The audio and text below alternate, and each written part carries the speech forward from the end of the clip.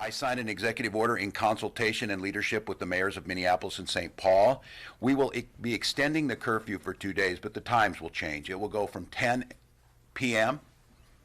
to 4 a.m.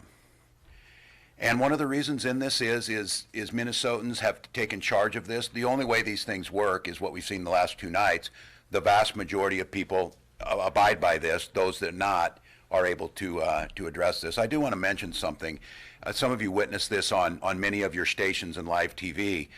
There were protesters that stayed out past the curfew. I think in some cases because of the tragic near miss with the truck, it disrupted some of their schedules. Some of them, I think, were very intent on going home and doing that because it was very clear.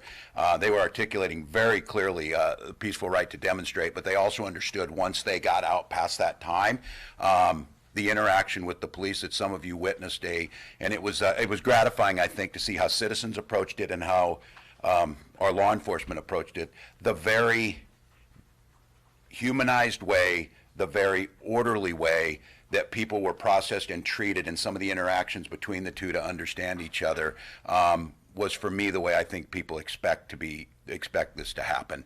So that curfew will go in place. We'll also think about the strategic levels of what we have. I will have General Jensen will be speaking about a transition to our National Guard troops back to their homes and their jobs, because that's what they are. They take time out of their jobs, and many of them will be going back, some of them working as news reporters, some of them working as camera operators, some of them working as teachers. That will begin to happen, and that will be done, as General Jensen will talk about, in a very orderly and organized way.